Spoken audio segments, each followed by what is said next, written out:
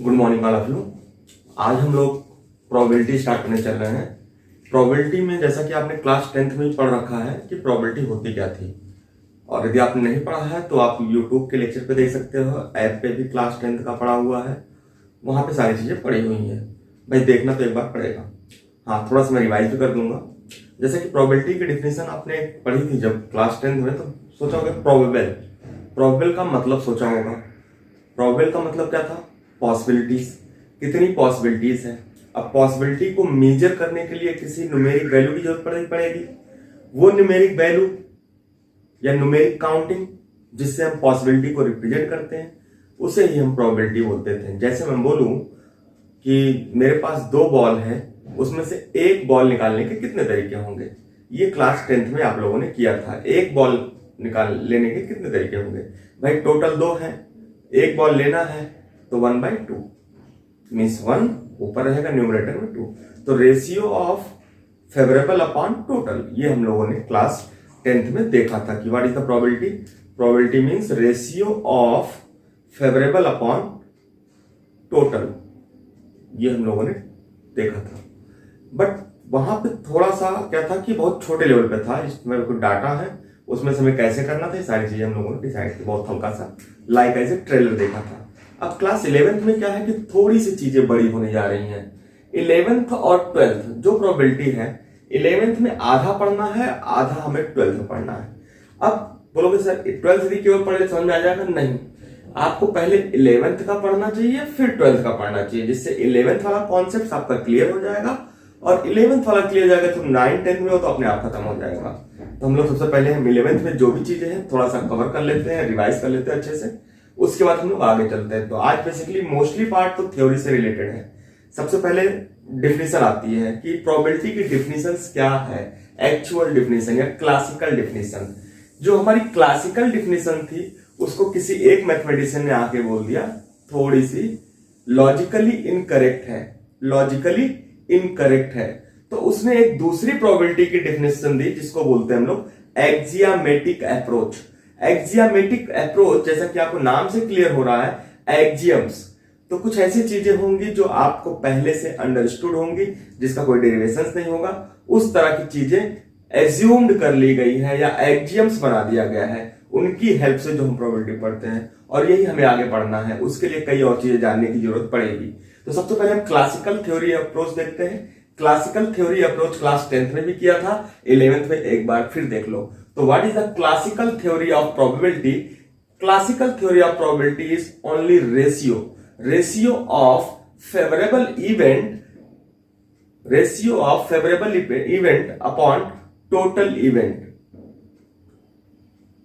या ऐसे बोल सकते हो ratio of point sample point in event, ratio of sample point in event is to sample point in a sample space. ऐसे बोल सकते हो सीधे सीधे। यदि आपने दिमाग में बिठाओ चीजों को, बिल्कुल आसान सा है। 2 नंबर का रेशियो होता है प्रोबेबिलिटी। वो रेशियो क्या होती है? पहला फेवरेबल इवेंट। अब फेवरेबल इवेंट क्या होता है, क्या नहीं होता है? फेवरेबल मीन्स जो आपको सपोर्ट करे, जो आपके साथ चले, वो सारी चीजें आपके पास होती हैं। यदि आप ये सारी चीजें आपके साथ चलने वाली हैं तो फिर आपको प्रॉब्लम नहीं होगी। बिल्कुल क्लियर। तो फेवरेबल और टोटल, या जो आपको सपोर्ट कर रहा है उसको ले लो और डिवाइड बाय टोटल। यही आपकी क्लासिकल थ्योरी ऑफ अप्रोच थी, और यही क्लास 10th में किया भी था आपने, यदि आपको याद हो तो। क्लियर? क्या लिखा था? मैं इसको मिटा रहा हूं थोड़ा सा, ये तो लिख लिया होगा सबने, यदि नहीं लिखा है तो देख लेना बेटा। प्रोबेबिलिटी क्या लिखा था आपने? Probability of event. यदि आप क्लास 10th में पढ़े हो तो लिखा होगा probability of event E is equal to favourable event या favourable case upon total case. ये आपने किया होगा। बहुत आसान सा डेफिनेशन है बेटा। ये आपने रेशियो लिखा होगा, तो प्रोबेबिलिटी को सीधे हम रेशियो बोल सकते हैं। इन 2 का रेशियो होता है। क्लियर?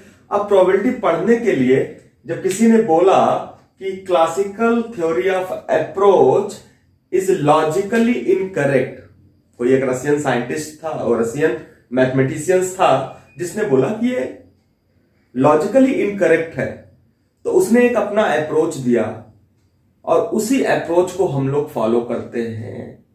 क्या अप्रोच दिया? एक्सियामेटिक अप्रोच ऑफ प्रोबेबिलिटी। ये अप्रोच हमें क्लास 11th में पढ़नी है, बट उसके लिए क्या क्या और जरूरी है वो सारे मैंने लिख दिए हैं, पॉइंट्स वाइज टर्म्स में लिख दिए हुए हैं। तो मैं इन सारी चीजों को आज कवर करूंगा और यही सारी चीजें हमें आगे चल के करनी है। तो प्रोबेबिलिटी की डेफिनेशन तो भूलना नहीं है आपको। रेशियो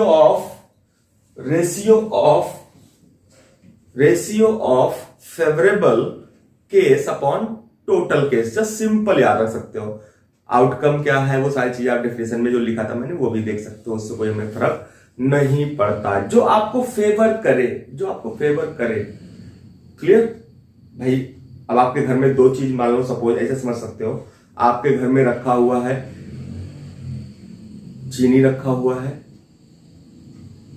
और आपके घर में क्या कहते हैं गुड़ रखा हुआ है और आपको डायबिटीज है, आपको मीठा खा के पानी पीना है, तो क्या आप चीनी उठाओगे? नहीं, आप सोचोगे कि हम गुड़ खा सकते हैं, थोड़ा बहुत हम गुड़ ले सकते हैं, बट चीनी तो बिल्कुल नहीं ले सकते। तो आपको फेवर कौन कर सकता है? आइटम तो दो है, आपको फेवर कौन कर रहा है? गुड़ ना। तो एक आइटम फेवर कर रहा है ना, तो 1 हो गया फेवरेबल और टोटल हो गया 2। तो व्हाट इज द प्रोबेबिलिटी? 1/2। कुछ लोग इसको परसेंटेज भी बोलते हैं, तो ध्यान रखना बेटा, जब परसेंटेज की बात करेंगे तो 100 से मल्टीप्लाई कर देंगे, जस्ट सिंपल। तो कितने परसेंट? 50% प्रोबेबिलिटी है मेरे गुड़ या चीनी में से लेने की। क्लियर? तो मैं गुड़ ही चूज करूंगा क्योंकि मेरी वो डिमांड है, मेरे बॉडी की डिमांड है, वो मेरी डिमांड है। क्लियर? तो इतना ध्यान रखना। अब चलते हैं हम लोग रैंडम एक्सपेरिमेंट। तो बेटा सबसे पहला काम रैंडम एक्सपेरिमेंट होता क्या है? जैसा कि नाम से ही क्लियर है, रैंडम एक्सपेरिमेंट। रैंडम, यदि आप इंग्लिश में इसका वर्ड खोजोगे तो रैंडम का मतलब होता है कुछ भी आ जाए, कैसे भी आ जाए, रैंडमली हो गया, मुझे नहीं पता कैसे हो गया। इसी तरह से जो एक्सपेरिमेंट होगा, एक्सपेरिमेंट मतलब कोई भी काम जो आप करने जा रहे हो, लैब में प्रैक्टिकल करने जा रहे हो, दैट इज एक्सपेरिमेंट। उसको तो एक्सपेरिमेंट बोलते हो। कोई भी काम करने जा रहे हो, आप बॉल निकालने जा रहे हो, that is experiment, that is event. तो एक्सपेरिमेंट का मतलब ये होता है कि कुछ भी हो। अब बोलोगे रैंडम एक्सपेरिमेंट की क्या कंडीशंस होती है? बड़ा ध्यान रखना, रैंडम एक्सपेरिमेंट के लिए दो चीजों का होना बहुत जरूरी है। पहला आउटकम मतलब रिजल्ट। यदि वो रैंडम एक्सपेरिमेंट है तो उस पे आउटकम होंगे, डिफरेंट आउटकम्स होंगे। क्लियर? और उसकी कंडीशंस क्या होगी? आउटकम तो है, उसकी कंडीशंस क्या होगी? Can't be predicted, can not be predicted. ऐसा आउटकम देखो, अब कोई भी एक्सपेरिमेंट है तो उसका आउटकम होगा, रिजल्ट तो आएगा ना। जब लैब में प्रैक्टिकल करने जाओगे तो कोई ना कोई रिजल्ट तो आएगा। अब वो रिजल्ट आपको सूट कर रहा है या नहीं कर रहा है वो पता नहीं, हो सकता है ना करे। क्लियर? तो रैंडम मींस आउटकम तो आएगा लैब में जाओगे, बट वो आउटकम प्रिडिक्टेड नहीं होना चाहिए। प्रिडिक्टेड मतलब पहले से प्रिडिक्ट नहीं होना चाहिए कि यही आएगा। क्लियर? जैसे मैं बोलूं आप एक डाइस को रोल करो, तो आपने डाइस को रोल किया तो आपको तो आउटकम पता है ना। आउटकम क्या क्या आ सकता है डाई को रोल करने पे? 1 2 3 4 5 6। बट इसमें से ये नहीं पता है कि जब हम डाइस को रोल करेंगे तो 6 आएगा। क्लियर? महाभारत देखा होगा तो उसमें एक शकुनी होता है, तो वहां पे आप देखते हो क्या होता है। तो 1 2 3 4 5 6 में ये प्रिडिक्टेड नहीं होना चाहिए। भाई हमें पता है डाइस रोल करेंगे तो 6 पॉइंट्स आएंगे, बट उसमें से ये नहीं पता है कि 1 आएगा कि 2 आएगा कि 3 आएगा कि 4 आएगा। तो that's experiment is called random experiment. Clear? तो इतना ही समझना था आपको। दो चीजें होंगी, आउटकम फिक्स होगा किसी भी प्रैक्टिकल का। भाई आप कोई भी प्रैक्टिकल करने जाओगे तो उसका आउटकम तो फिक्स होगा, बट ये नहीं फिक्स होना चाहिए कि ये यही आएगा। यदि वो आ रहा है पहले से फिक्स है तो उसकी प्रोबेबिलिटी श्योर है, वो प्रोबेबिलिटी श्योर है, that's not a random experiment. तो इतना अपने दिमाग में क्लियर कर लो। उसके बाद आते हैं हम लोग आउटकम्स एंड सैंपल स्पेस। तो जैसा कि अभी आपको पता चल गया आउटकम्स क्या है, डाइस को रोल किया तो आउटकम क्या क्या आ सकते हैं, डाइस को रोल किया तो आउटकम क्या क्या आ सकते हैं, रिजल्ट क्या क्या आ सकता है, 1 2 3 4 5 6। डाइस को रोल किया तो 1 आ सकता है, 2 आ सकता है, 3 आ सकता है, 4 आ सकता है, 5 आ सकता है, 6 आ सकता है। तो ये सारे क्या थे? ये सारे क्या है? आउटकम्स है। ये सारे क्या है? आउटकम है। और इनका सेट बना दो, इनका सेट बना दो तो मीन्स इसे क्या बोलेंगे? Sample space. बिल्कुल समझ में आया? जो एलिमेंट्स है वो आउटकम है और जो सेट है टोटल का वो क्या है? Sample space. तो आउटकम और सैंपल स्पेस भी क्लियर हो गया। आउटकम और सैंपल स्पेस भी क्लियर हो गया। अब इवेंट क्या होता है?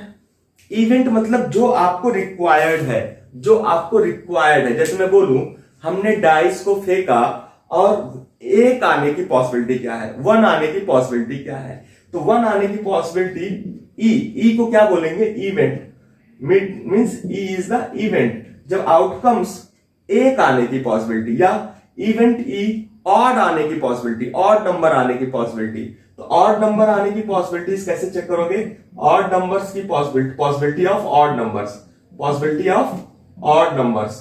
तो possibility of odd number is called event. मतलब आपने जब डाइस को रोल किया तो उसमें से कोई भी ऑड नंबर आ जाए, इसकी पॉसिबिलिटी क्या है? That's called is event. That's called is event. देखो सैंपल स्पेस, आउटकम, इवेंट में क्लियर रखना दिमाग। कई जगह ट्रायल भी आता है, तो ट्रायल का मतलब वही एक्सपेरिमेंट जो आप करते हो, तो बिल्कुल दिमाग में बिठा लो। आउटकम का मतलब रिजल्ट। जब आप डाइस को रोल करोगे तो क्या क्या आ सकता है, उसको आपने सेट बना दिया, उसका आपने सेट बना दिया। तो सैंपल स्पेस, इवेंट, भाई कोई भी ऑड नंबर आने का, इवन नंबर आने का, प्राइम नंबर आने को, ये सारी चीजें क्या बोलेंगे? इवेंट बोलेंगे। अब आते हैं हम लोग टाइप्स ऑफ इवेंट। अब टाइप्स ऑफ इवेंट क्या होगा? यदि आप ध्यान से देखो, टाइप्स ऑफ इवेंट 3 इवेंट्स मैंने लिख रखे हैं, जो कि आपको बहुत कुछ पता भी होगा, बहुत पहले से भी पता होगा। इम्पॉसिबल इवेंट, यदि कोई इम्पॉसिबल इवेंट है तो वो पॉसिबल नहीं है, इसका मतलब नहीं होगा। और जब कोई इम्पॉसिबल इवेंट होगा तो उसकी प्रोबेबिलिटी कितनी होगी? Probability of impossible event is 0। Probability of impossible event is 0। Probability of impossible, जो इवेंट हो ही नहीं सकता, उसका क्या होगा? 0। जब आपको क्लियर होगा। प्रोबेबिलिटी ऑफ श्योर इवेंट, जो फिक्स है, उसकी प्रोबेबिलिटी कितनी होगी? 1। उसकी प्रोबेबिलिटी कितनी होगी? 1। यदि श्योर है, फिक्स है कि यही चीज आएगा, तो उसे हम बोलेंगे श्योर इवेंट, और उसकी प्रोबेबिलिटी कितनी होगी? 1। पॉसिबल इम्पॉसिबल इवेंट की प्रोबेबिलिटी कितनी होगी? 0। और आपको पहले ही क्लास 10th में बता दिया गया है, probability of any event belongs to 0 to 1। कोई भी प्रोबेबिलिटी 0 और 1 के बीच में ही होगी। 0 और 1 से कभी बड़ा नहीं आएगा, प्रोबेबिलिटी कभी निगेटिव नहीं होगा। 0 होगा तो इम्पॉसिबल इवेंट है, that's event is not possible, and 1 होगा तो sure event. That is clear.